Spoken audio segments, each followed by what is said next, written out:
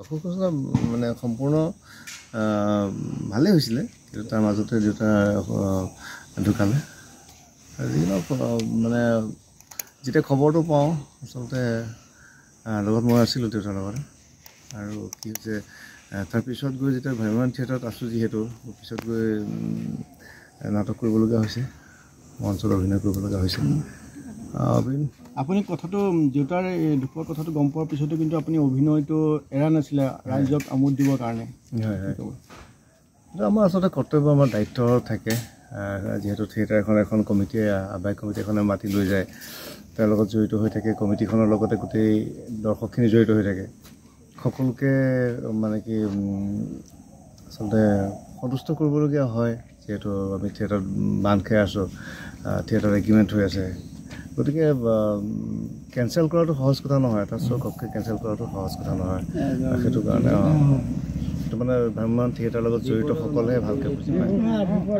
সেইটো কথা হৈছে, সেইকাৰণে নাটক কৰিবলগীয়া হয়। আকৌ সেই তেনেকুৱা এটা পৰিস্থিতিত কালি দেউতাক ইয়াতে চোতালতে ৰাখি থৈ নাটক কৰিবলগীয়া হৈছে। আপুনি কেইটা বজাত গম পাইছিলে দেউতা ঠিক 3:30 বজাত, আবেলি 3:30 বজাত ঢুকাইছে। মই লৈ গৈছিলোঁ হস্পিটেল, কিন্তু হস্পিটেল নাপালে।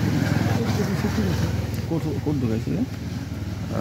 নিজান হস্পিটেল লৈ গৈছিলোঁ। হস্পিটেল পোৱা নাছিলে, হস্পিটেল নাপালে। ঢুকালে কি হৈছিল তেখেতে? দেউতা প্ৰায় সুস্থ হৈ আছিলে। দেউতা এসময়ত বুলি নহয়, আজি বহু কেইমাহ আগতে কেঞ্চাৰ ফৰ্ম হৈছিলে। আৰু তাতকৈ ভাল কথাটো আছিলে কি, দেউতাই কেঞ্চাৰ মানে কি জয় কৰিছিল, সম্পূৰ্ণৰূপে সুস্থ হৈ উঠিছিল, নিজে খাব পৰা পৰ্যায়লৈকে হৈ গৈছিলে, ভাল হৈছিলে। তাৰপিছত ইয়ালৈ আহি আমি গাঁৱৰ ঘৰলৈ আহিলোঁ বিহু বুলি। ইয়াতে পৰিলে দেউতা, ঘৰখনত পৰি পেলাই এখন বন এডাল ফ্ৰেকচাৰ আছিলে, টিঙৰ বন এডাল। তাৰপিছত লৈ গ'লোঁ, সেইটো অপাৰেশ্যন কৰিলে, বন্ধু ডাক্তৰ ৰঞ্জন বৰাই অপাৰেশ্যন কৰিলে। সেইটো সম্পূৰ্ণৰূপে ভাল হ'ল।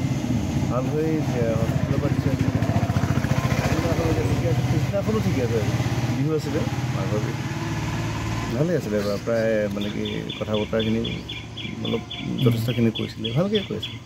কিন্তু 3:30 বজাৰ সময়ত অৱস্থা। আপুনি বেদনা বুকুটোৱে কেনেকৈ অভিনয় কৰিছিলে আপোনাৰ? সেই কথাটো এতিয়া ভুক্তভোগীয়ে বুজে আচলতে, বৰ দুখৰ কথা। এইটো কষ্ট হয়, কিন্তু তথাপি কৰিব লগা হয়, কৰ্তব্যৰ খাতিৰত, দায়িত্বৰ খাতিৰত কৰিব লগা হয়। সেই দায়িত্বতকৈ বেদনাটো আচলতে সৰু হৈ পৰে। যিহেতু ৰাইজৰ কাৰণে কৰা যায়, দৰ্শকৰ কাৰণে কৰা যায়, আৰু আহ্বায়ক পুনৰ যাব সকলোৰে কাৰণে কৰা যায়। আকৌ যাব নেকি এইকেইদিনত, কি ভাবিছে? আছে, সদায় আছে, আজিও আছে, আজি যাব, মাৰিত চলি আছে। নেক্সট নগাঁৱৰ আশে পাশে গোটেইকেইদিন চলি থাকিব, সেইকেইদিনো আছে। আপুনি জইন কৰিব নেকি? আকৌ কৰিব নেকি? হয় হয়, কৰি আছোঁ। এতিয়া অলপ পিছত প্ৰায় 6মান বজাত ওলাই যাম ইয়াৰ পৰা। কণ্টিনিউ আছে, এপ্ৰিলৰ 12 তাৰিখলৈকে কৰি থাকিবলৈ।